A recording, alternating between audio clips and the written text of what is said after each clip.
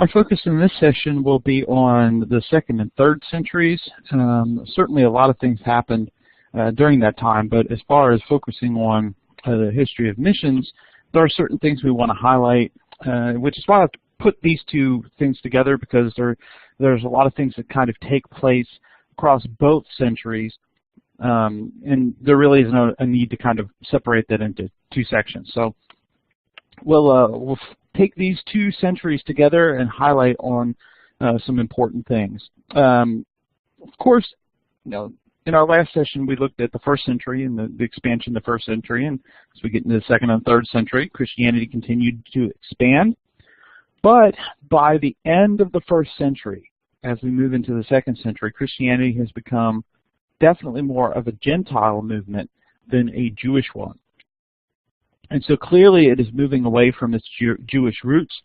And in many respects, of course, we see even Jesus pointing towards that by saying that this message was to go beyond just the Jews. But I don't think necessarily we should have expected it to leave, for the Jews to reject it in such a high extent as we do see by the end of the 1st century, that there's such a switch where what had been in the early to mid part of the 1st century such a Jewish movement, that by the end of the 1st century is such a Gentile movement. Even though there are still quite a few Jews, there isn't the significant conversion like we've seen like in the book of Acts in those early decades. As Christianity spread beyond both Judea and the Roman Empire, it began to make inroads in other places as well. Here too, of course, we have little historical information. There certainly is historical information telling us about the spread of Christianity, but often not a lot telling us about the day-to-day lives of people, and certainly it is selective. There's not a lot of information. There's some places that have a lot of information about it, and then there's other places that don't. So we have kind of a thin historical record here, but I think it is representative of the things that were taking place. And of course, as Christianity continued to expand in the Roman Empire, we'll highlight some things there as well, but largely here we're looking at places beyond the Roman Empire. Now, one of those, and perhaps one of the first places where Christianity really makes an impact as far as for an entire country, is in Edessa. Edessa is located in what was northern Mesopotamia, near the Tigris and Euphrates rivers, in what was at one point Babylonia. Now, when the Jews were taken into Babylonian captivity, a sizable part of the tribe of Judah was taken to Babylon, and when the Babylonian Empire gave way to the Medes and Persians, there was a significant number that went back to Judea to live into their traditional lands. But there was still a sizable group of Jews that stayed in Babylon. This is reflected in a 5th to 7th century document known as the Babylonian Talmud. And that's a 7th century AD, not BC. The Talmud was a reflection on, or commentary on, earlier rabbinical texts produced by a community of Jews in what was Babylon. So you have the Babylonian Talmud as an evidence of this continued presence of a Jewish community. So there's already here, obviously, a good foundation for Christianity to spread as it had spread in places in the Roman Empire, because of the significant presence of Jews with their background that Christian missionaries could tap into. Additionally, in Christian history, there were a variety of legends related to Edessa that I think reflect how quickly and how soon Christianity spread there. And evidence the importance of conversion there in Edessa. There's an unfounded legend. There doesn't appear to be any sort of historical background to this as well. There does not appear to be any sort of background to this at all. There doesn't appear to be a historical referent here that has been blown up.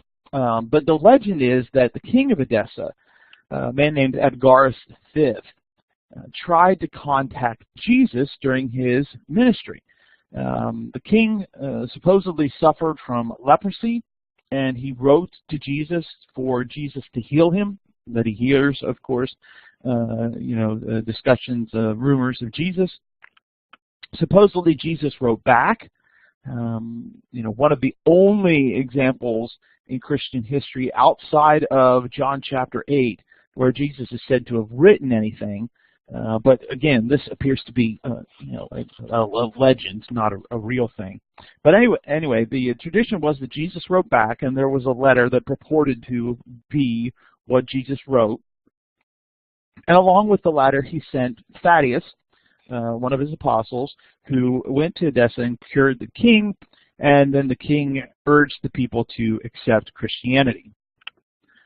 So, of course, legend. But the letter, supposedly from Jesus, became a talisman to a lot of people in that region. It was translated into other languages, so it became important to other people in other places as well. And so people would carry it into battle with them, believing that it would protect them in battle. People would use it believing it would protect them from illness, etc. Well, obviously an unfounded legend, but the king several generations later, a man named Edgarus IX, appears to have become a Christian, or no, he did become a Christian. So no matter what happened prior to this point, at some point, the king of Edessa becomes a Christian, which may make Edessa one of the first Christian states. There is a tradition also that suggests Armenia was the first Christian country. So, it's one of these two, Edessa or Armenia. But Edessa would also become important later on in the 4th and 5th centuries as a training ground for Nestorian missionaries. We'll talk more about Nestorius in another session, but if you remember, Nestorius had some very distinct views about Jesus and Mary that led to him being labeled, or his followers being labeled, a heretic. Well, that didn't destroy the Nestorian church, which is still around today, and so Edessa was a very early center for Nestorianism, as well as a training ground for missionaries. Another region also near Edessa was Ediabini. The royal family of this region converted to Judaism during the 1st century, and many others in the region converted to Judaism as well. And there's evidence then that a sizable portion of those people made the transition to Christianity. So they converted to Christianity sometime in the 2nd century. So they make the transition to Judaism first, and then from Judaism to Christianity. Another important region that we've already mentioned is Armenia, which was either the first or the second state to be converted to Christianity. Armenia was located between the Roman and Persian empires, between what is now Turkey and Russia. And so it's for centuries been in this relatively difficult position geographically and politically. And so Armenians have faced for centuries some very challenging issues. Armenia now part of what is modern-day Iraq, and there's additionally some other issues related to Turkey, etc. Anyway, so at the time, in the 2nd century, located between what is now Turkey and Russia, Rome looked at Armenia as essentially a buffer state between the Roman Empire and the Persian Empire. So it's not part of the Roman Empire, it's not part of the Persian Empire, but this country, this region that exists between the two to kind of keep these two empires separated at some distance. Persia, on the other hand, looked at it as part of their empire, believing that it was fully Persian. However, that led many Armenians to side with Rome, since Rome was willing to, in some sense, look upon it as an independent state. One of the people very responsible for the spread of Christianity in Armenia was a man named Gregory Lusavich, also known as Gregory the Illuminator. He had been converted in Cappadocia, another region in the area. He and the king of Armenia, who was also a relative of Gregory's, were in exile because of some Persian military efforts. And so they're living in Cappadocia. Gregory's converted there. Cappadocia was a very strong Christian region. We talked about, and we'll mention again, the Cappadocians, very important Eastern theologians. But eventually Armenia is freed from Persian control. The king goes back. Gregory and some of the other individuals, the other converts to Christianity, go back with him. And when Gregory gets back, he begins to experience a variety of persecution, suffering, and even imprisonment. And part of that is due to his conversion to Christianity. As he goes back to his free Armenia, there's this effort in Armenia to try and go back to traditional Armenian practices, traditional religious practices with the deities and sacrifice and all those kind of things. And as a member of the royal household, Gregory is called upon to participate in those rituals, but with his conversion to Christianity, he refuses to do so. It leads to a lot of the problems that he has. But eventually, he would end up converting his relative, the king, baptizing him, leading to a mass conversion of the people, and the Bible would be translated into Armenian as one of the early translations. And then from there, Christianity would expand into the Kingdom of Georgia, which we think of as near Russia today. We mentioned India in the 1st century because of the connections between India and traditions about the Apostle Thomas. Again, there's a lot of historical questions there. There is a Church of St. Thomas that appears to have been from the 3rd century. It's kind of at the latest, the 3rd century, perhaps even earlier. Pearson points out in the textbook that there was quite a bit of travel between Judea and India and other places east, even in the 1st century. So, it's theoretically possible that Thomas could have made it to India, but again, there's a lot of questions there. More likely, as some scholars believe, Christianity came to India through Edessa, and so kind of connecting the connection coming that way may be less likely than through Thomas.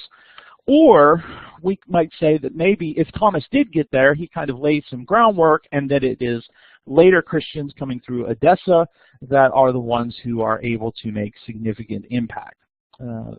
Christianity in South India used Syriac, one of the 3 languages that become important in early Christianity, the other 2 being Greek and Latin. And Syriac, of course, was very common in Edessa, and so that's why some scholars believe that that's where the travel. There would be more efforts in the 4th century to expand the church in South India as well. Now as we get to more European types of regions, we turn our attention to Gaul as another place where there's some spread here in this 2nd and 3rd century. Gaul is what is now France, so we're talking about Western Europe. Very important in Gaul was the work, in the 2nd century, was the work of Irenaeus, who we'll talk about in a little bit. He was a very important bishop there. Also important were the cities of Lyon and Vienne, and they would be places where Christians would face significant persecution in the 2nd century. There is evidence of Christianity in Britain in the 3rd century. Most likely, it appears that it was converted soldiers, traders, perhaps even governmental officials. However, most of the Christianity in Britain through the 2nd and 3rd centuries would have been predominantly Roman. There's not much there's not much evidence that, and maybe not even much effort, in converting the indigenous peoples of the British Isles until the 4th century in the work of a man named Patrick, sometimes referred to as Saint Patrick. So the 2nd and 3rd century Christianity was predominantly just Roman. Another region brings us to Africa. So we have Asia, we have Europe, Africa. Alexandria, of course, represents Christianity in Egypt. Alexandria had, up through the time of Christ, the largest community of Jews outside of Judea or Palestine. It was the city where the Septuagint was produced. Septuagint, or Septuagint, depending on your pronunciation, is the Greek translation of the Hebrew Scriptures. And so it becomes a very important way for a lot of Greek-speaking people to access the Old Testament. In Alexandria, a lot of the Jewish thinkers and then later the Christian thinkers were very philosophical, used philosophical approaches in their discussions of scriptural topics. Again, both Jews and Christians. But for our purposes, two very important early teachers, Clement of Alexandria and also the man named Origen, who we'll talk about a little bit later.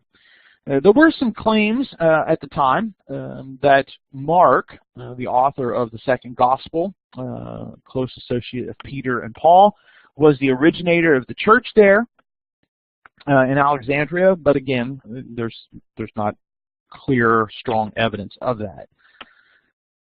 Additionally, the churches in Alexandria faced a lot of challenges with Gnosticism, which is not a surprise given how philosophically oriented Christians were in Alexandria. Gnosticism would have been appealing to a lot of people. It was also a place where there was quite a few wealthy Christians and that struggled with some of the teachings of Jesus related to wealth, and so in some of his writings, Clement tries to assuage some of that. Additionally, throughout the latter part of the 1st century, the beginning of the 2nd century, we see this model develop of the strong bishop figure.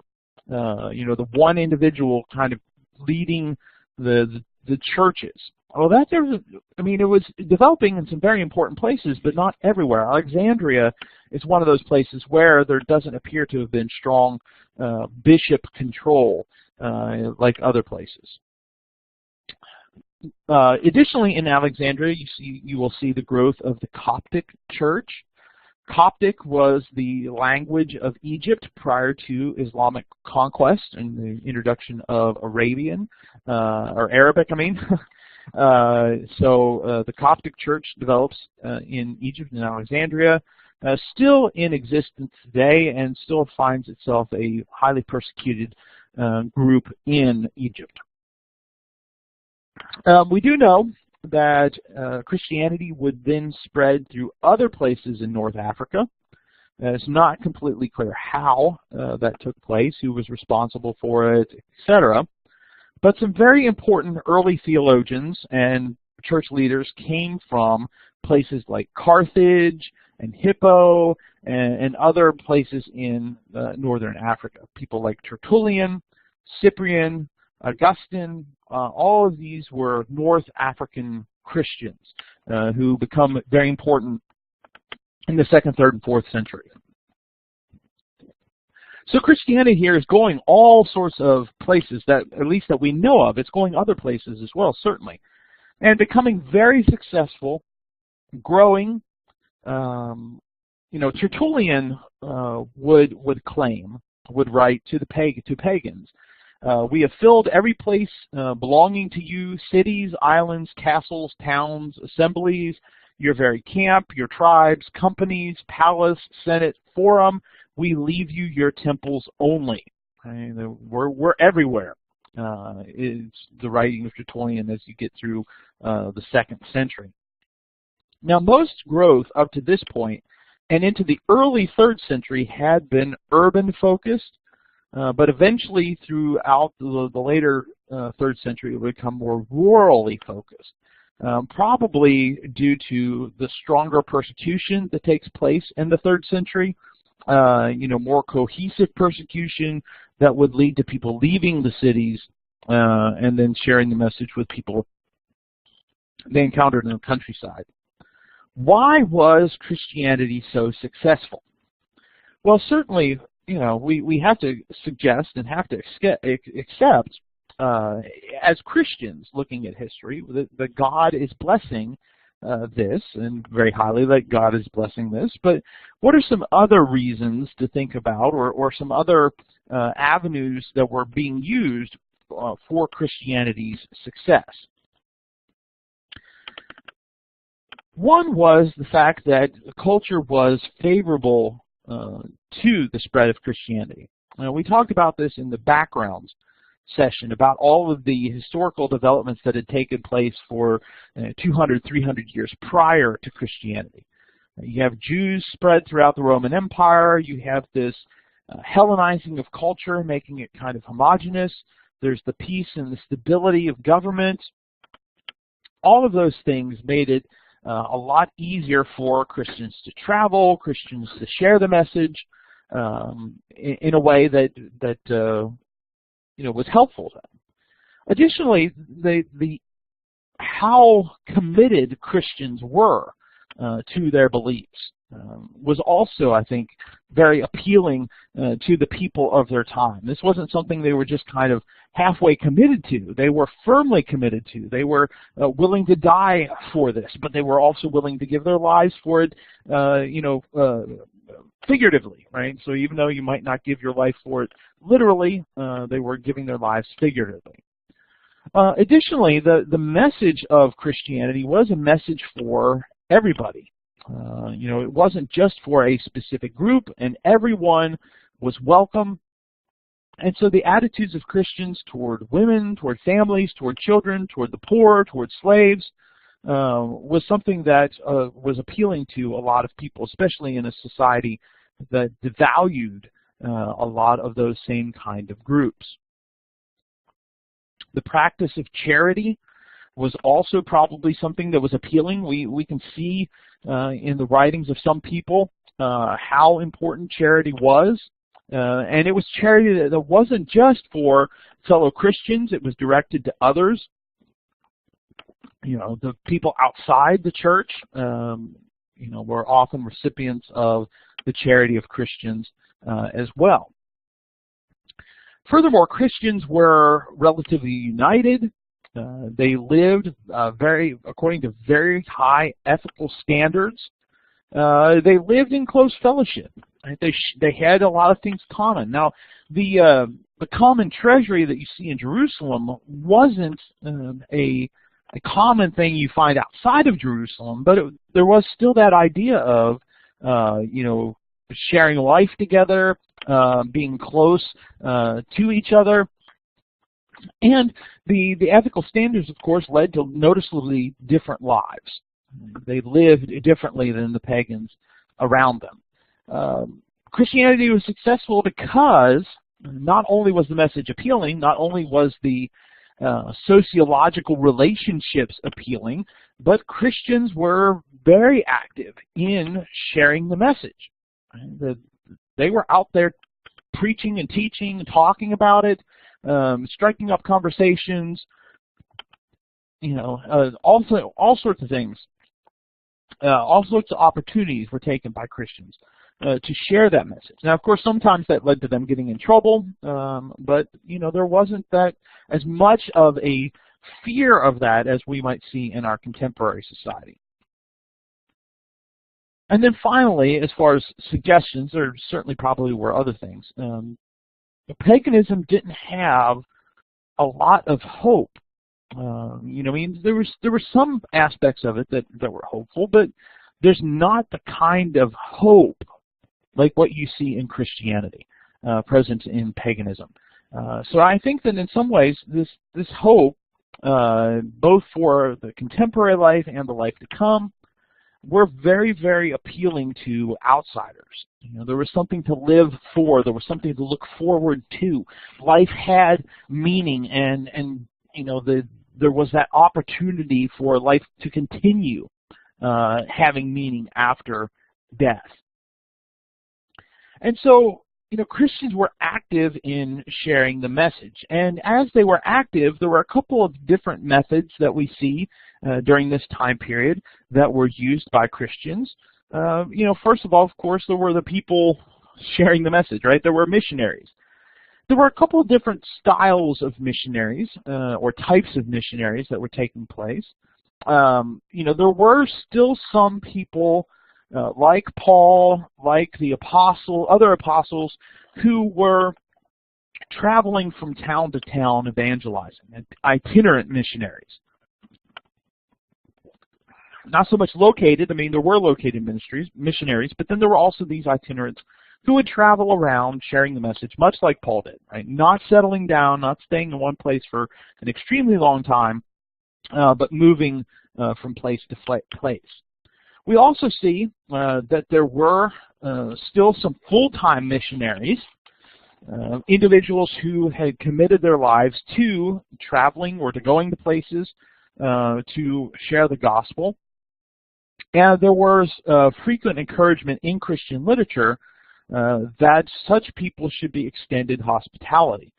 They were relying on their brothers and sisters to provide them support as they came to their countries, as they came to their regions, or as they traveled, going to other places. And so you see this kind of continual encouragement that these people be assisted. Also, there were the bishops. The bishops often acted as missionaries.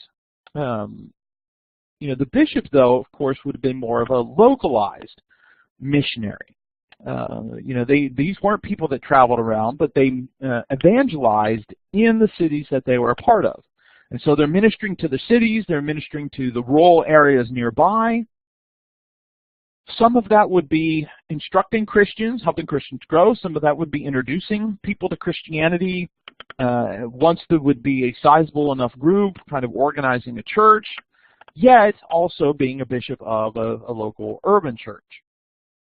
So you have people like Irenaeus, Bishop of Lyon in France, or in Gaul. He evangelized the Celts in their language. The Celts we often associate with Ireland and Scotland, but really at this time they were spread throughout Europe, and so these were Celts around Gaul, and so he evangelized them while also working with the people in Gaul. Gregory of Pontus was an individual who had been converted by Origen, would later become bishop of the city of Pontus. The success of this man is reflected in a legend about him, that when he became bishop, the church that he was bishop of had 17 members. When he died, there were only 17 pagans left in the city. Right, so that is the idea that he was successful.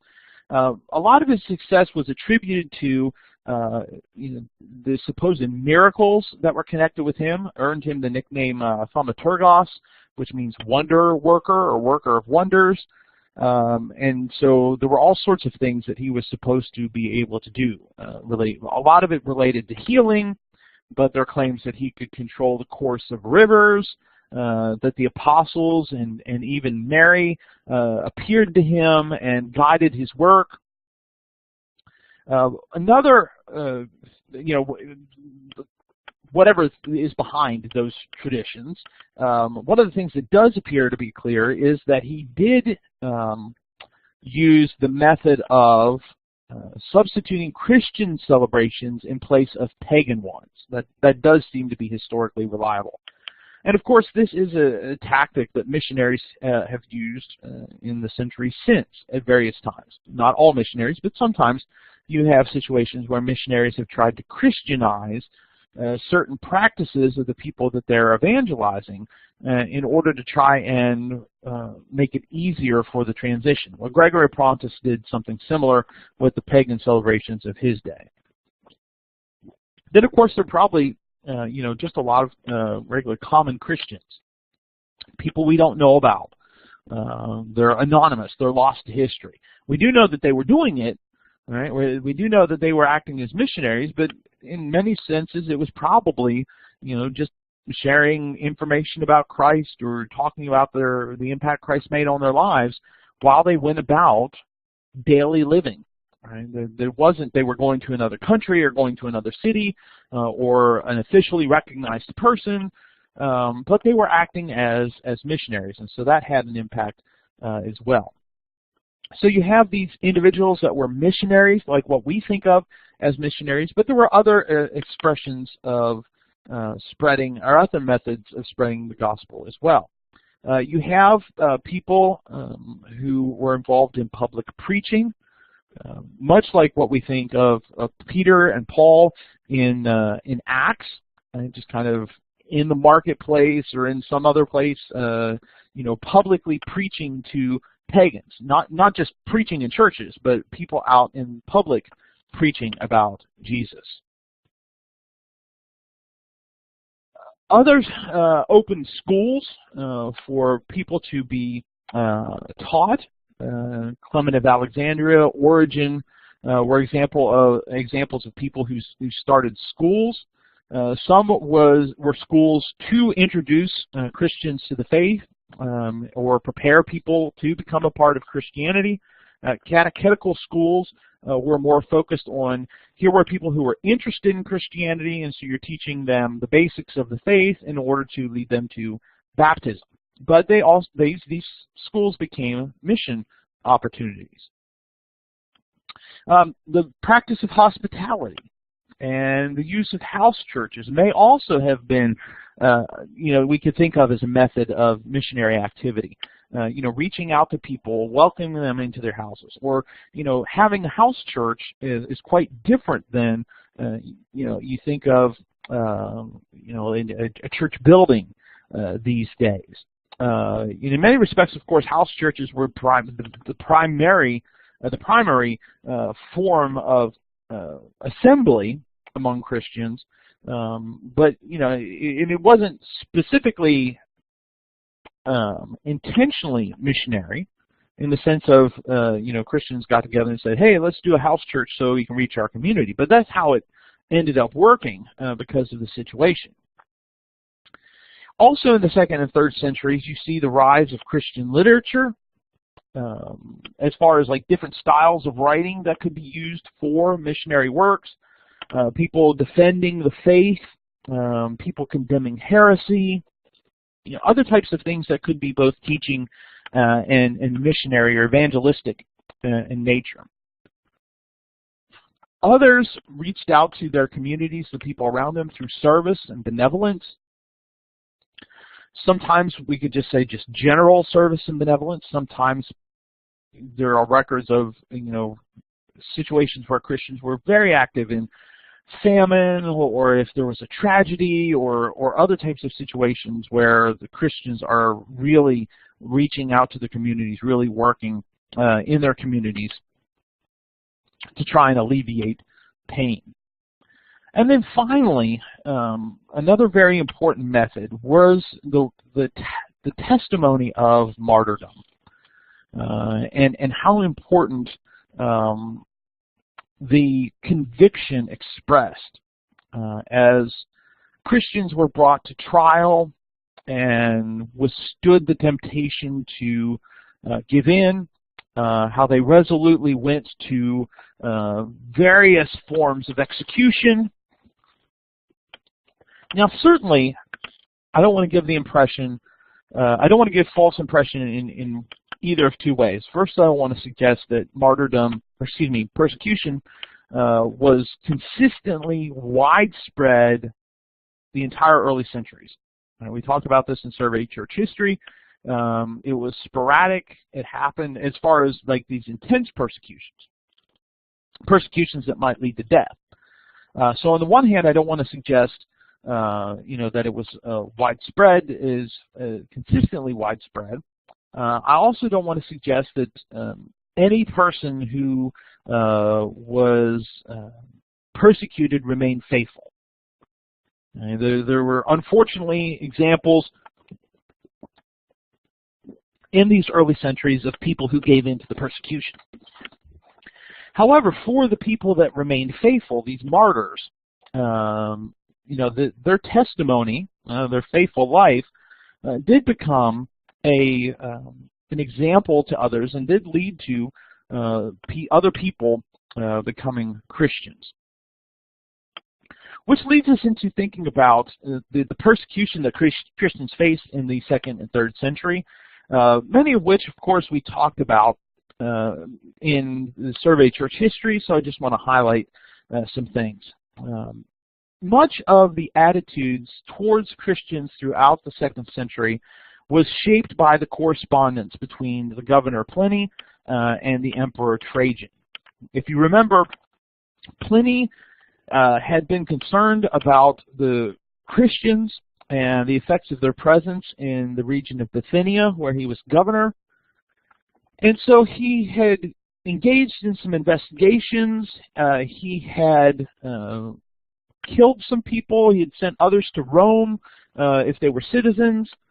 And ultimately he wants to know, though, from Trajan as to whether or not this is the right policy. Well, of course, Trajan's response is, don't waste your time seeking out Christians, but if they are accused, give them the chance to recant. If they won't recant, then punish them. And so this became the general policy of the empire for most of the 2nd century, and even into the 3rd century to some extent. That essentially this idea of being a Christian is troubling, but it's not entirely a crime. But even then, there were still those people who died during persecution.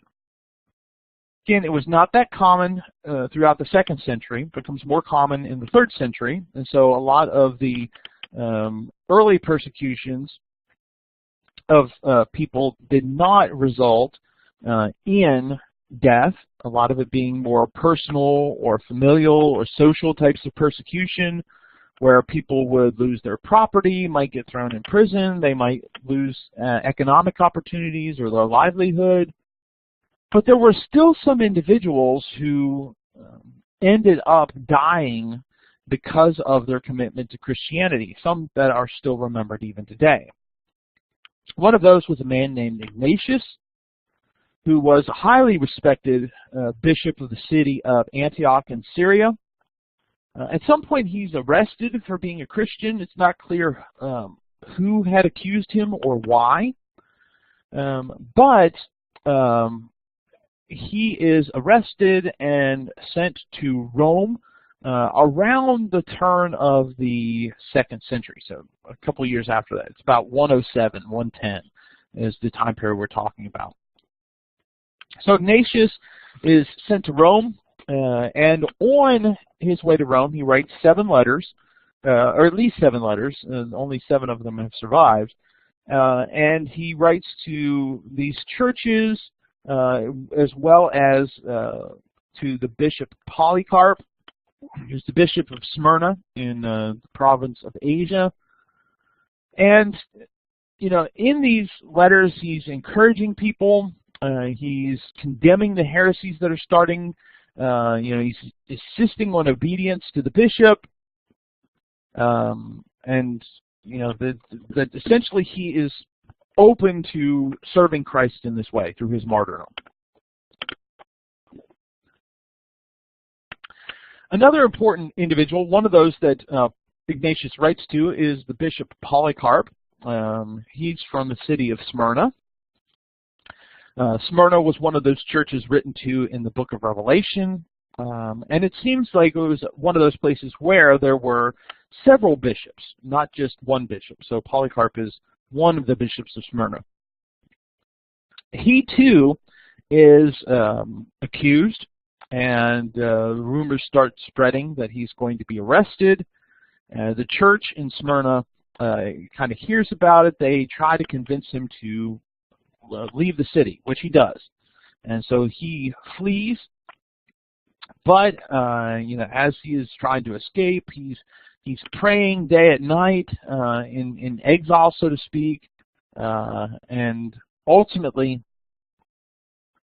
he is found by some Roman officials, and essentially the idea is that he's escaped the city.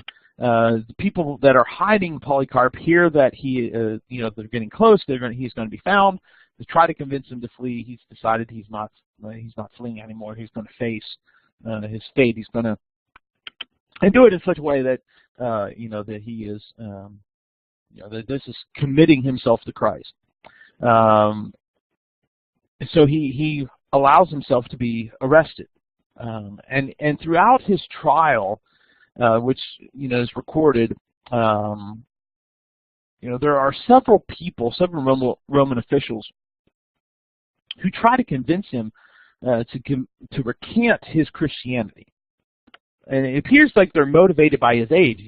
He's too old. They don't want to be seen, killing an old man. And the essential response of Polycarp is, Jesus hasn't abandoned me. In all of my life, I will not abandon him. He doesn't say it that way. He says it much more eloquently.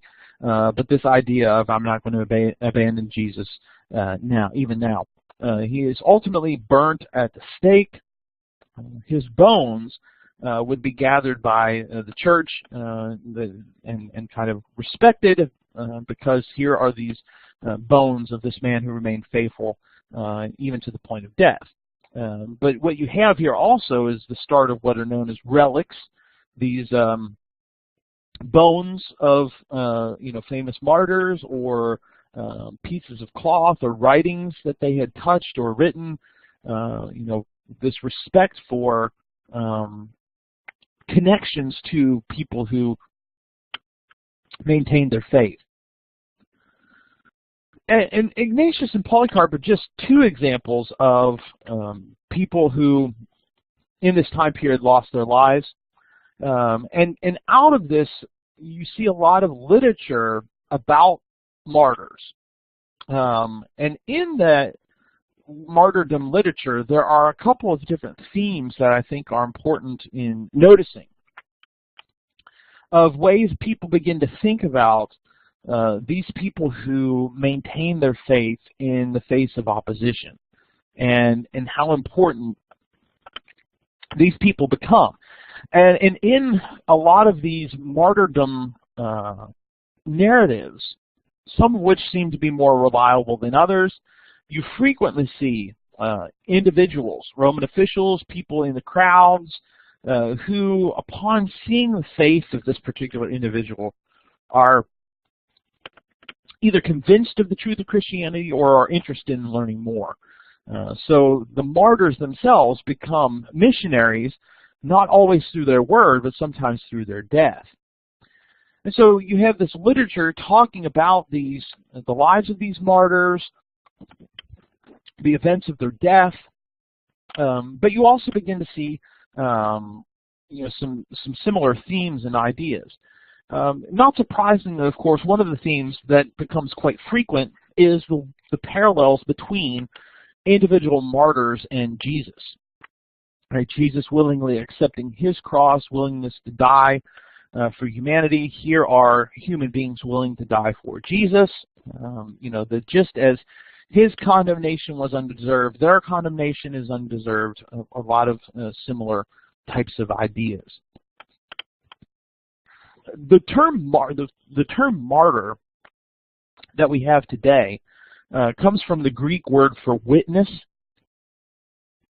So it's not surprising that you would see the motif of witness, somebody on trial, being a witness for Jesus, for the cause of Christ, or giving their witness or their testimony to what Jesus has done, who Jesus is, and so that frequently comes up in literature, sometimes figuratively, sometimes in a more narrative way, right? The picture of a person actually before a judge, right? And so Polycarp faces a judge, or Ignatius faces a judge, or Felicitas, or whoever, facing a judge and being called upon to give some testimony.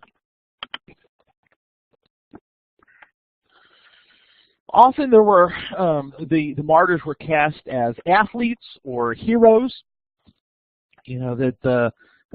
Paul has some similar types of language in some of his writings about running the race of faith, boxing, not like you're beating the air, running according to the rules.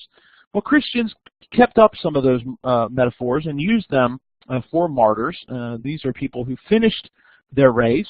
These are true heroes of the faith that should be emulated. Frequently, martyrdom was referred to as grace. The opportunity to become a martyr was not given to everyone. There were only certain people in the minds of these early Christians. There were only certain people chosen by God to become martyrs. And so there was a special grace that was given to these individuals, the ones who were steadfast, the ones who remained faithful in the face of death. Other motifs include the sharing, the suffering, and victory of Christ. And so just as you suffered with Christ, you'll also be victorious like Christ. Participating in the cup, drinking the cup of martyrdom, very much connected with the Eucharist or communion. And frequently, martyrdom was referred to as a baptism, particularly a baptism of blood. And the ideas that come out of this is that martyrdom could serve in the place of water baptism. Now, I'm not saying this is necessarily theologically correct, but I'm saying that this is what a lot of people started to think. So you could be somebody interested in Christianity, studying at a school or worshiping with a church. You haven't been baptized yet, but you're interested in it, and you're caught up in an attempt to find Christians. And so you might be arrested or accused of being a Christian before your baptism. And so, once you're arrested, of course, you don't have the opportunity to be baptized. There's not baptism in prison like what we might see today in our country. But often such people were told that if they remained faithful and were preparing to die, that death would be a baptism of blood that brought salvation, just like water baptism did. Now, again, I'm not saying this is necessarily theologically correct, but this idea of martyrdom having salvific effects, right, that it could bring about a person's salvation.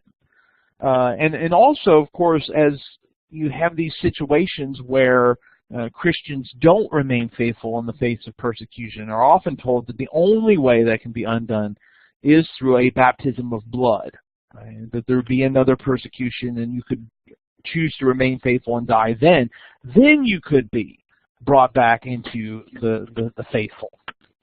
And so see, these were some very common ways that people thought about what martyrdom was for, in addition, of course, to the testimony, the witness that this gave to outsiders, sometimes which resulted in conversion. So there's kind of this notion of a missionary activity. As we move through the 2nd century, persecution occurred under other emperors like Marcus Aurelius. who was a Stoic. We talked about Stoicism in another one, but he was still a persecutor. He's more refined philosophically than perhaps some other people were, but essentially he thought that Christians were just stubborn. Right? There wasn't anything valuable in Christianity. They were just being stubborn, and they're going to bring the wrath of the gods on the empire. Now, of course, he does mention that martyrdom, if you're doing it out of reason, was praiseworthy. Right? So he does have a place for martyrdom in his thought, but not Christian martyrdom. Christians became martyrs because they were stubborn, not because they were reasonable. Lots of trouble takes place during his reign. He sends some soldiers to Mesopotamia. They come back with the plague. The Germans invade the empire, or what the Germanic tribes, I should say, invade the empire. There's war on the northern frontier. He has inadequate troops. But there is more widespread persecution than in the first century under Marcus Aurelius. Some people recanted, some lapsed, some remained firm, and some became martyrs, like Felicitas and her 7 sons. Felicitas was a widow, supported by the church, and because of her work, she really upset some pagan priests, and so they accused her of being a Christian. The officials who were trying her tried to get her to recant, tried to get her sons to recant.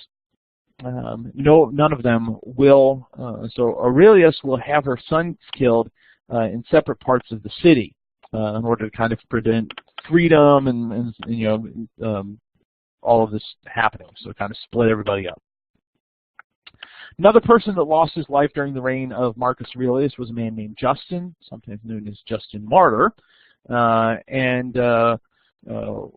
are going to say more about him here in a little bit, so I won't say too much about him now. Then there were also Christians of Lyon and Vienne in Gaul that we mentioned earlier. During this time, the Christians were forbidden to visit public places. This is about 160, 170 AD. So there's legal restrictions. Mob violence breaks out against Christians. Several Christians were arrested. Some did apostatize, evidently, but others remained firm. And torture was even used against them. But even some of those that apostatized were convinced to return when they saw those that remained firm. And not all of them, but some of them, it's kind of the conscience, right? Their consciences are pricked by seeing the faithfulness of their brothers and sisters. There were other attacks as well that weren't physical attacks, but were intellectual attacks. There's a lot of suspicion of Christianity in the 2nd and 3rd century, all sorts of accusations. One of the earliest attacks on Christianity that we know of, from an intellectual standpoint, is the True Word, written by a man named Celsus. The manuscript of the True Word has been lost to history. It's not in existence anymore. We know, though, some of the things that Celsus said against Christianity because Origen, in the 3rd century, quoted large parts of it. So, that's predominantly what we have is as Origen is responding to Celsus's attack. And a lot of things that Celsus attacks is focused on like sociological things. The people that are Christians are uncultured. They're ignorant. They talk about things they don't understand. Christianity is made up of slaves and women and children. Right? And so there's an attack more on the people, the makeup of Christianity. There's still some questions, theological questions, right? Celsus says, well, why would an omniscient God have to visit Earth? Right? And so there's some intellectual attack. There was more sociological attack. And so, you know, there's this effort to try and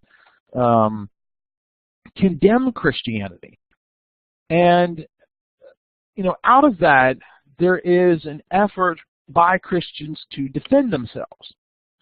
And one example of this Christian literature, and that really, in a sense, is missionary literature, is the apologetic literature. Remember, apologists are people defending the faith. All right? So apology here is not how we normally use it. And so the apologists, in a sense, were missionaries. You know, more philosophical missionaries, though.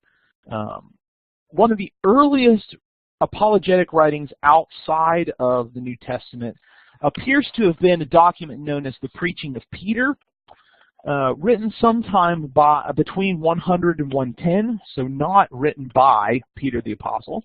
We don't have copies of it. We only know about it because of quotations in the writings of Origen and Clement of Alexandria. There are other early apologists like Quadratus and Aristides. We don't know much about them either. What we know about Quadratus, the little we know, and there should be a D in there, Quadratus, Q-U-A-D-R-A-T-U-S. What we know about him largely comes from the Christian historian Eusebius. Said that he had written to the Emperor Hadrian to try and defend Christians, but there's not much else that we know. Aristides' work was discovered in 1889, also possibly written to Hadrian, though there's question about that.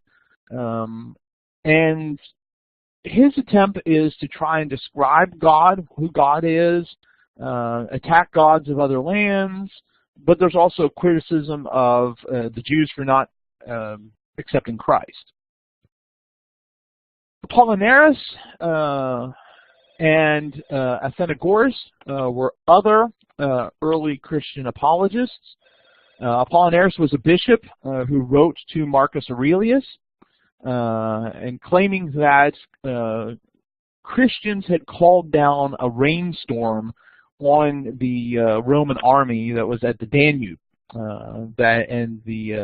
The Danube provided water to the Roman troops, and the same storm also struck the Roman enemies with lightning. So the claim is that here was this great event that provided help for Roman troops when they needed it and attacked Roman enemies, and you know, that this was the Christian, this God had been involved in that. Athenagoras also wrote to Marcus Aurelius and uses secondary literature from Plato, from Aristotle, and so he's more of a philosopher, writing from a philosophical standpoint. Another important work was the Epistles of Diognetus. It was found in 1435, so it had kind of been lost to history for a while. Found in 1435, was lost in a fire in 1870. Diognetus was apparently the recipient of the letter, possibly somebody who wanted to know about Christianity but was a Roman official. And so it talks about Judaism compared to Christianity. It is focused on the futility of idolatry. So the manuscript was lost. Copies, of course, there were other copies and other things written down about it, so we know some about it. The major apologist during this 2nd century was a man named Justin, often known as Justin Martyr.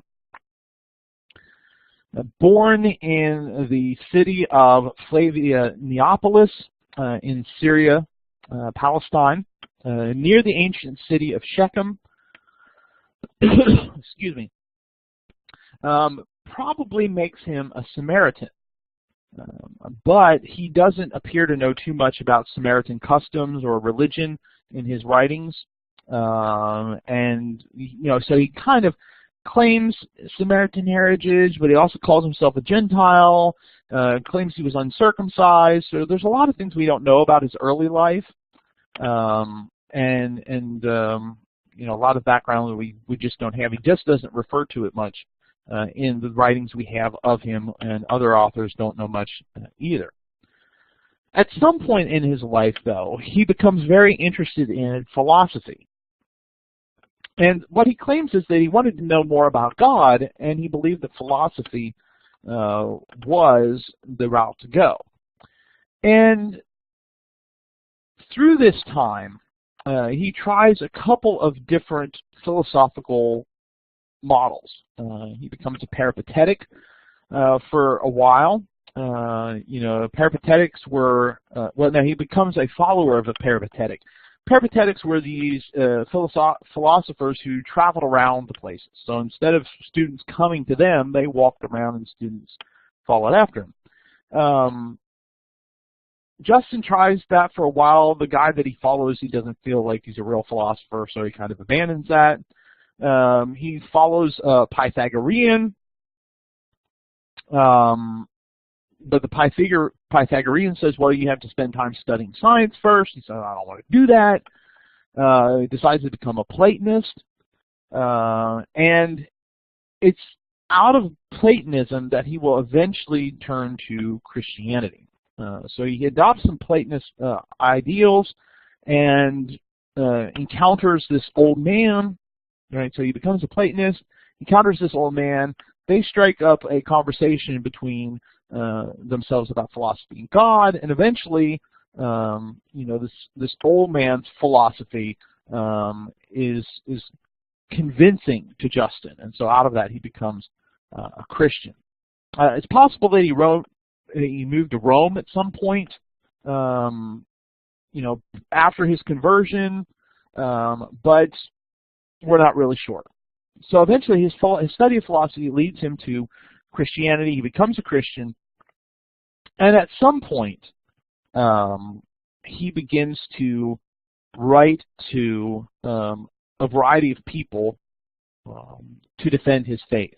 Usually the focus is on emperors, and he tries to, through his first apology, his second apology, tries to provide a defense of Christianity, a support of his faith. The dialogue with Trypho is a supposed interaction between Justin and a Jew. Right? So it's kind of a comparison of Christianity and Judaism. The first and second apology are written to pagan audiences to try and defend Christianity. And not only does it provide us with an interesting insight into some arguments that Christians were making against their accusations, but in the first apology, especially if you remember from reading First Apology in Survey of Church History, you'll remember that he does talk about Christian worship services. So it gives us an insight into early Christian worship. In thinking about the ways in which Christians found themselves having to defend their faith, I want to look at the relationship between Judaism and Christianity. I want to look at the relationship between paganism and Christianity, and in both cases look at how Jews are attacking Christians, but then how Christians are responding, and then also attacking things about Christianity. How pagans are attacking Christianity, how Christians are responding, but then also attacking paganism. So one way that Jewish authors and theologians attacked Christianity as it developed was to claim that it was a deviant form of Judaism, that it was a perverted form of Judaism, and that was the problem with it. Well, the Christian response was, no, Judaism was always temporary. The Jewish law was only to point towards a new covenant. And if you read it properly, you will see that there was always this goal in God's mind of bringing something new. Another attack, of course, had to do with the Messiah. How could a humble carpenter be the promised Messiah, given what the Bible says about the Messiah? Well, the Christian response was, well, when you look at the Messiah in the Old Testament, not only was there the predictions of the glory of the Messiah, there were predictions of the suffering of the Messiah. So it wasn't just the Messiah was going to come in and be a king and nothing bad was ever going to happen. The Messiah was expected to suffer. Well, Christians, of course, also attacked the idea of Jesus being God. Right? You say God is one, yet here you have Jesus being God. That's a contradiction. To which Christians, responded, no. Even in the unity of God, there's plurality, and pointed to passages in the Old Testament that suggested a plurality to God. Let us make man in our image, from Genesis chapter 1. And then attacking Judaism then, right? So as Christians kind of went on the offensive, their focus was on the ways in which Christ fulfilled prophecy. And so here these prophecies look at they're fulfilled in Christ. The way in which the Old Testament pointed to Christ, set the stage for what Christ was going to do and what the church was going to do. And then finally, the destruction of Jerusalem, and how it had ended the sacrificial system, had ended a lot of aspects of Jewish law and Jewish worship, which for Christians was evidence of God ending that system to bring about something new.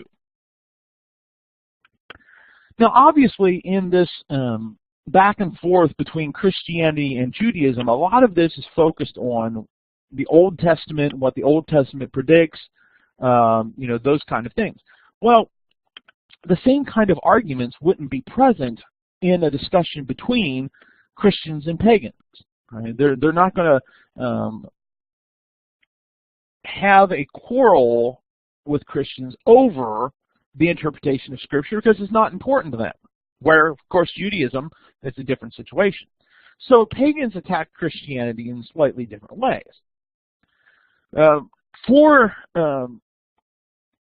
pagans, the notion of the resurrection was absurd. It was ridiculous that you would believe in the resurrection. To which the Christians responded, well, we have eyewitnesses. The documents of the New Testament, which they wouldn't have used the phrase New Testament in the 3rd century, but these documents are written by eyewitnesses, people who saw the risen Lord. This is not later made up. These are not people that are guessing. These are people who saw the resurrected Christ. Pagans also claimed, well, you Christians worship a criminal. Right? He was sentenced to death by a Roman governor. He suffered the extreme form of execution. And in response, Christians said, well, when you look at a lot of the legality surrounding Jesus, it becomes obvious that his trial was an illegal one. All the problems with how Jesus was accused, how he was arraigned, how he was ultimately sentenced. Paganism also had a problem with Christianity because of its novelty. In contemporary society, we are interested in things because they are new. To be new in antiquity was not a good thing. And so here's Christianity. This is new. Their response is, well, look, Moses talked about the Messiah. Right? He talked about the prophet that God was going to send. And Moses existed before your philosophers. So it becomes obvious that Christ was God's plan, and this is present in the writings of Moses. So Moses' writings predate some of the very important Greek philosophers. So this isn't something new, it's something very old. Pagans accused Christians of not being supportive of the government, of the country, to which Christians said, no, we obey the laws, we follow what the government says, except for, of course, situations where you're calling upon us to do something against our God. But in other places, we pay our taxes, we pray for the emperor, we do other things that are supportive of our empire. Pagans try to accuse Christians of a variety of immoral behaviors, to which, of course, Christians responded by, look at our lifestyle. Pagans said that Christians were involved in the destruction of society. Christians said, no, the natural disasters you're seeing around you are God's judgment of false worship. Right? So essentially the idea being, a variety of natural disasters, a variety of problems took place for the Roman Empire in the 2nd and 3rd century, and the blame, of course, goes on the Christians. Right? You've abandoned the gods, that's why this is happening. And the Christians are turning around and saying, no, you're holding on to false worship, and that's why this is happening. It's not your gods judging us, it's our God judging you. And so they're kind of turning it around on Christians. When Christians went on the offensive, there were a couple of things that became popular. To claim that the philosophers stole from Moses, that a lot of the main ideas in Greek philosophy could be found in the Hebrew Scriptures, that the notion of polytheism would be absurd philosophically, and they could even point to some Greek philosophers that made those kind of points. Additionally, Christians could attack the lack of morality in religion, and they could also point to apparent contradictions between philosophers. If this was true, why do you not have a unity of philosophers? And sometimes philosophers even contradict themselves. So there isn't a way in which pagan philosophy was necessarily more philosophically cohesive in opposition to Christianity. Other ways Christians attempted to promote Christianity through the apologists was to try and make connections between Christianity and paganism, and saying, anything within pagan culture that is true is ideas and things that point to Christianity, or is fulfilled by Christianity, brought to fruition by Christianity. Another thing that Christians pointed to support Christianity was the miracles that were done by Christ, by the apostles. The fact that Christianity continued to spread despite obstacles. If it wasn't true, why would it continue to spread? Why wouldn't it die off? And ultimately claiming that it was Christianity alone that really provided what people needed. Paganism did not provide that. Judaism did not provide that. Another effort that some people made, Justin being one particular example, was to try and find ways to make connections with pagan philosophy and Christianity. And out of these responses to attacking Christianity, it was finding this idea from Greek philosophy, right? Connecting with Greek philosophy, give it some respectability, but also try to relate to this idea of how is God both one yet plural. And so one additional response that Christians developed was the Logos doctrine. Now, later Christians would really kind of try to take this on and figure out how has God both one and yet three, but also how is Jesus God yet human. But essentially this is an attempt to try and bring that out. Now there's some aspects here of Jewish thought, the ideas of wisdom as it's described in Job and Proverbs as being a distinct being. There are references in the Old Testament of the Spirit of God being separate from God. Passages that refer to the plurality within God, and even the notion of the preexistence of the Messiah. So there's some Jewish concepts here, but this is predominantly a way to try and connect things to Greek philosophy. So logos, of course, is often translated word in Greek thought, sometimes divided between reason, which was the word in the mind, and speech, which is the word on the tongue. Right? So logos kind of had both this kind of reason component and this oral word spoken kind of component. Now, also for these apologists is this notion of the Stoic rational principle, reason, that orders the universe. Again, it's not a being for Stoics, but there is this notion of reason keeping the universe in order. Additionally, right, so you got Jewish philosophy, you got Greek philosophy, you got Stoicism here. You also have the beginning of the Gospel of John, where in the beginning was the Logos. Well, what does he mean when he calls Jesus the Logos? Okay. And so this is where those philosophers are kind of, these apologists are kind of bouncing off of. So how did they approach it? Well, they started with the idea of the Logos is the reason or wisdom of God. Now remember, we're talking to a culture that thinks of reason being distinct from the God's wisdom being a distinct being from God, if we're talking for a Jewish audience.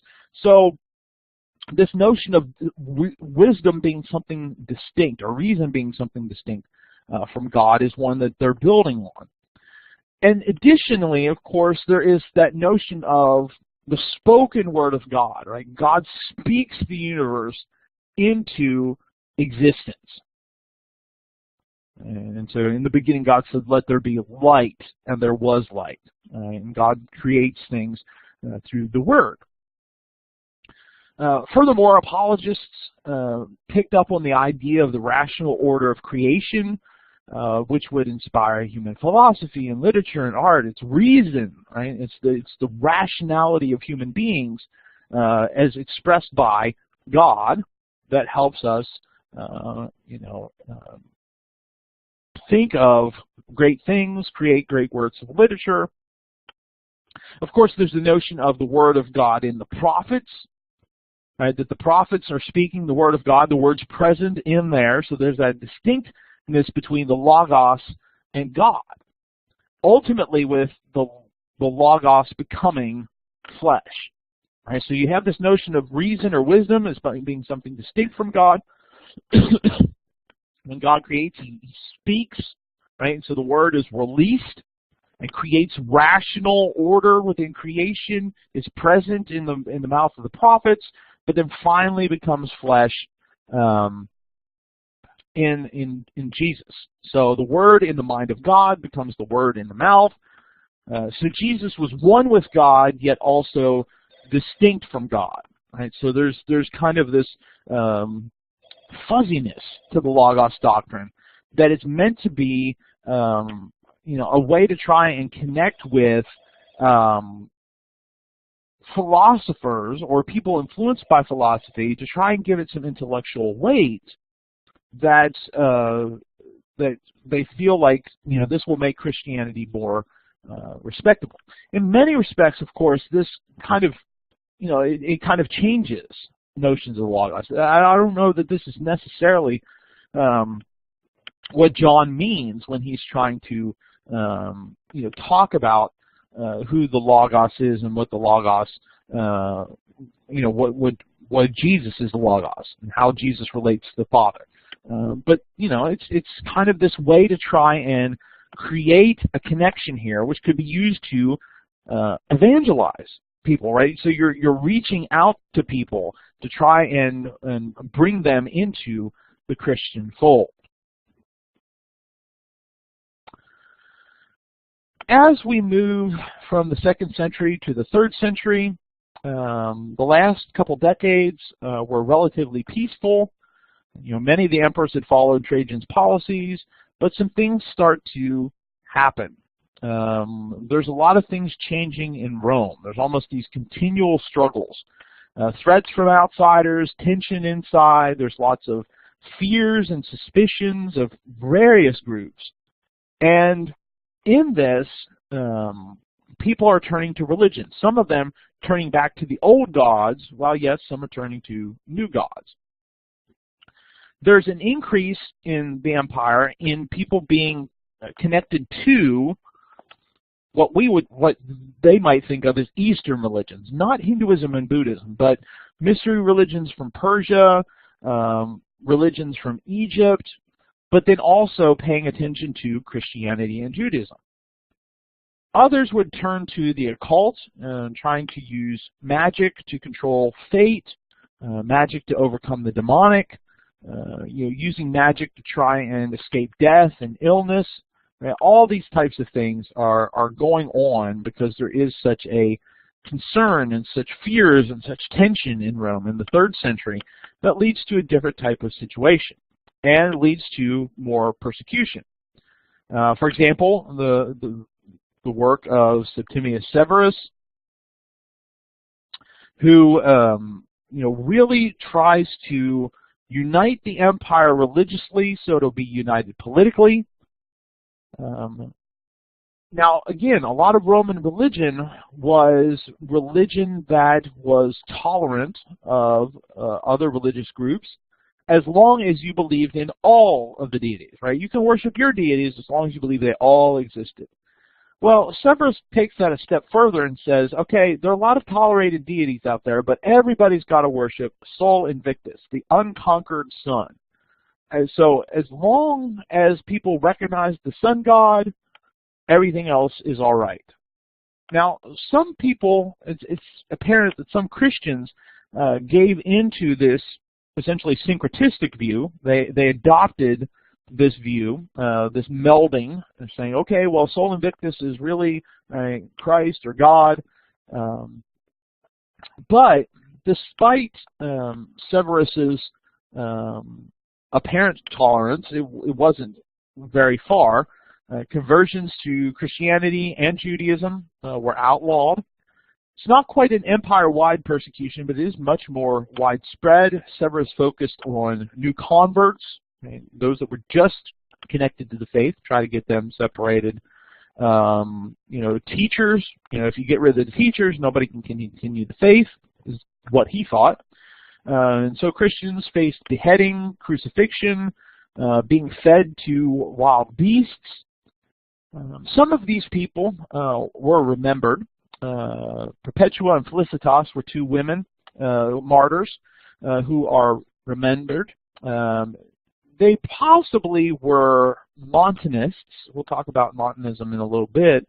They weren't necessarily completely Orthodox Christians, but they were followers of Jesus, disciples of Jesus. So essentially, additionally, they don't seem to be full Christians. They're catechumens, and so there's this group of 5 catechumens: Perpetua, who is this well-off woman, has some children; Felicitas, who is her slave, who is also pregnant. She is going to deliver while the child is kind of 8 months old, so instead of 9 months, she delivers at 8 months. Her child will be adopted by another Christian, taken care of. And so it's Perpetua, Felicitas. There's 3 men with them as well that have been convicted or accused and will be convicted. Perpetua's father, who's not a Christian, and her mother, or her brothers, other family members try to get her to recant. They play on her emotions. What about your children? There's all sorts of things that they do to try and get her to apostatize, but she remains faithful. The 3 men that are with them are taken to the arena. They are killed. The 2 ladies are attacked by a bull and then later beheaded. After Severus, there's kind of a hit or miss depending upon the emperor, depending on the region, a lot of it limited. And so some are more insistent, some are less concerned, some are concerned about specific regions, some are more ruthless than others, until you get to the middle of the century.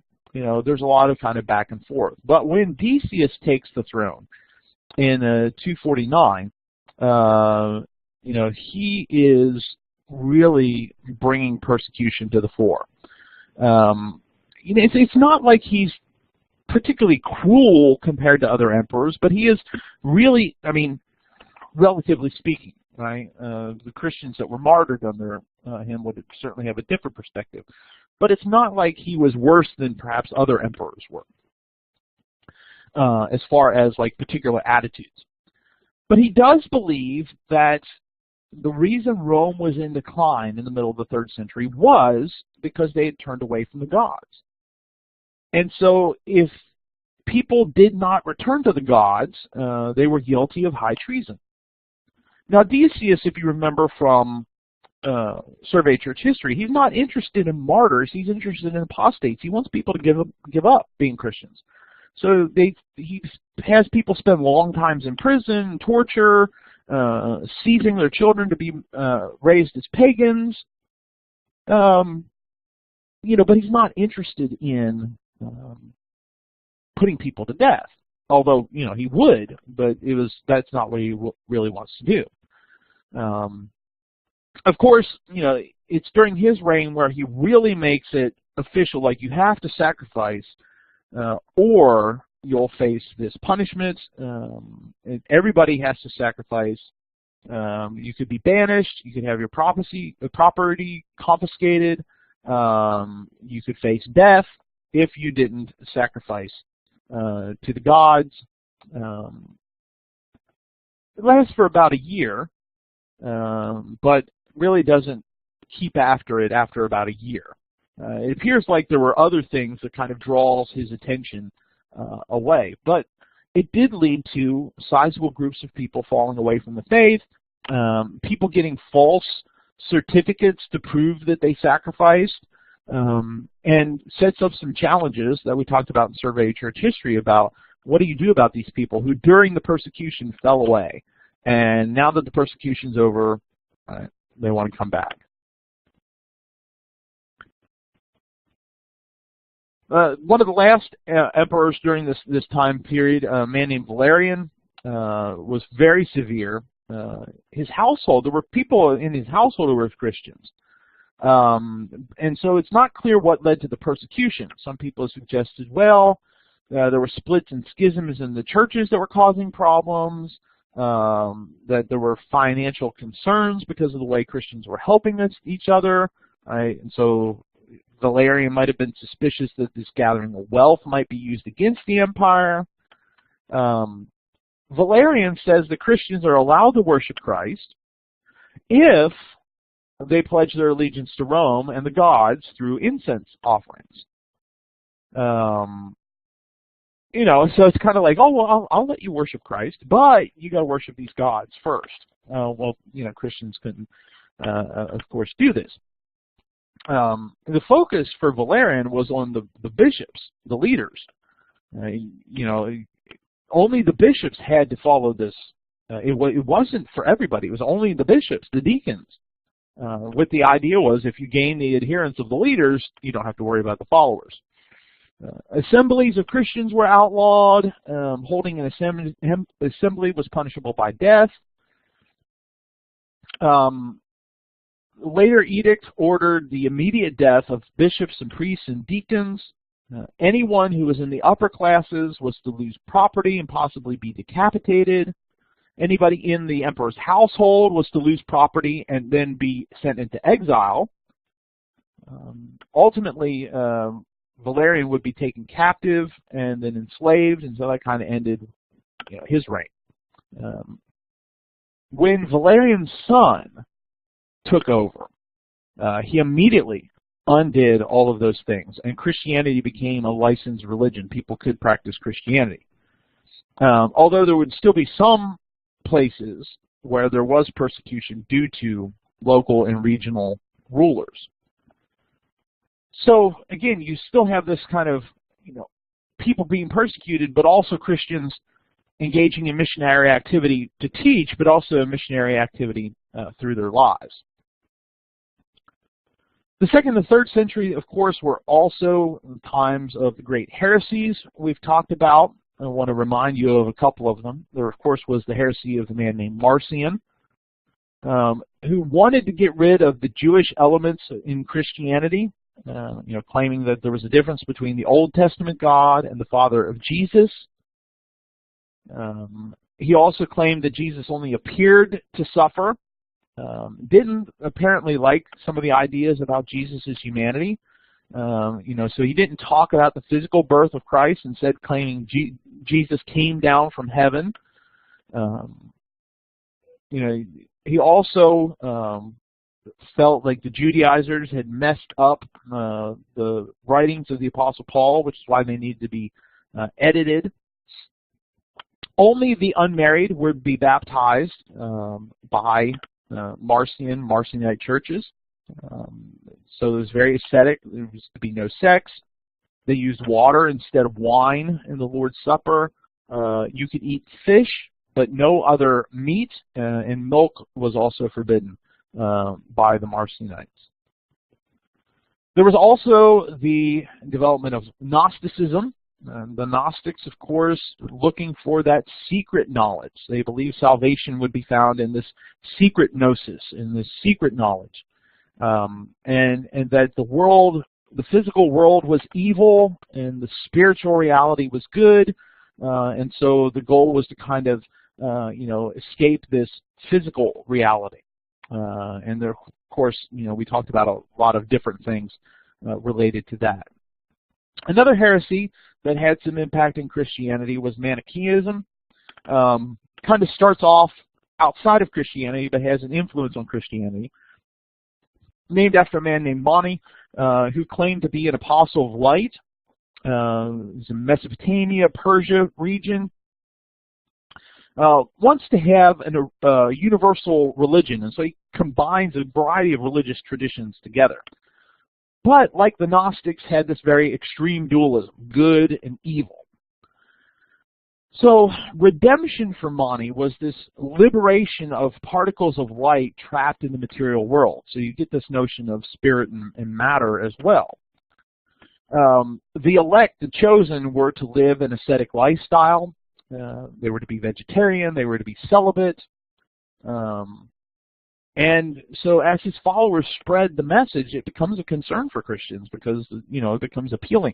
Like, it's very similar to Gnosticism, or there's some things that would be similar to Gnosticism, so it could be appealing to the same types of people. Sometimes it worked the other way. Augustine, the 4th century theologian, started off in Manichaeism and makes his way into Christianity, and then becomes very much an opponent of Manichaeism.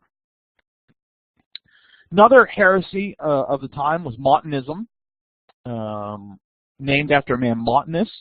Was also called the New Prophecy. The Montanists believed that Montanus had the power to continue revelation, that he had prophecy, miracles, and that was also believed to be present in followers as well. Very rigorous morally. Encouraged fasting. They prohibited second marriages totally. Women had more opportunities for leadership roles in the Montanist group. And so, here you have this claim for continual revelation, but in the mainstream church, of course, the claim is, okay, these written documents. Right? The authority of the bishops is, and the written documents, the apostolic tradition, that's more important than, or more, this is the truth. New revelation is not. So there's no need for new revelation because you have this, the written documents. In response to all these heresies, which had an evangelistic effect on Christianity, right? You have these people kind of missionary work in Christianity. You have a variety of teachers that develop in trying to respond to these people. Irenaeus, of course, we mentioned before, was taught by Polycarp, who was also taught by the Apostle John. Right? So John taught Polycarp, Polycarp taught Irenaeus. A very well-educated man who eventually comes to France, becomes Bishop of Lyon, when persecution takes place there. Focused more on a pastoral type of role. He is very opposed to Gnosticism, and so writes against Gnosticism, and in that referring to the scriptures and the traditions of the church. God, for Irenaeus, is a loving shepherd who creates humanity as something to love. And so we have this choice then to follow God, where the Gnostics tended to be more deterministic. So Irenaeus is trying to appeal to God's loving side in creating us and God's shepherding side. And so, we find this opportunity to what we lost in Adam find in Christ. And so there's also this opportunity here for us to become divine or be divinized. Not become gods, but become like God. He would be martyred near the beginning of the 3rd century. Another important teacher who engages in development of a school and kind of goes that route is Clement, Clement of Alexandria, because that's where he really has a lot of success, probably born in Athens, converted to Christianity early in his life, and eventually settling in Alexandria, which had a museum, a library, big cultural centers, many scholars. He'll become a very important instructor in Alexandria, and so kind of doing mission work through his teaching, but finds himself under persecution and will, flee persecution a large part of the latter part of his life. Doesn't become a bishop or a pastor or preacher, and so he's more focused on this philosophical approach. Right? His goal is to help Christians go deeper in their quest for truth, as well as convert pagans. Right? And so use philosophy to try and convince pagans. And so he's one who definitely believes about this faith and reason going hand in hand. Another teacher is a man named Tertullian from the city of Carthage in North Africa. Writes several apologies, many of them preserved, but there are also a variety of other works directed more towards Christians and the lives that they are to lead. Sounds more like a lawyer, right, or somebody trained in rhetoric than a pastoral type of approach. He focuses a lot on a variety of the heresies, attacks on heretical teachers, essentially saying the heretics have no right to Scripture because they are latecomers. They don't belong to them. They belong to the church. And so he too focuses on this idea of the importance of searching for truth. But once you find Christianity, you should abandon any search for any other search for truth. Throughout most of his life, he's a champion of orthodoxy, but in the early 3rd century joins the Montanist movement. How does that work? Right? There was something about Montanism that was convincing Tertullian for a time. He'll leave them toward the end of his life. The last teacher to mention, of course, is Origen, one of the first Christians, remembered Christians, one that we really remember, who grew up in a Christian home. The rest of the people we've been talking about are converts. His father was martyred under Severus. Origen tries to experience martyrdom. He wants to run off and be a martyr too, but his mother prevents him, takes away his clothes, so he can't go out and be martyred. Eventually starts teaching as well, and engages in a variety of teaching opportunities that way. Ends up being tortured during the persecution of Decius, and will die shortly after that because of the effects of the torture. Theologically, very similar to Clement, and that philosophical type of approach. And so here you have these teachers who are both attempting to reach out to the community around them, yet also trying to instruct the people within. So they're kind of, there's some missionary aspect to them, but then there's also, that more theological, like talking to the faithful, or at least trying to convict the heretic. So there's missionary quality to them as well.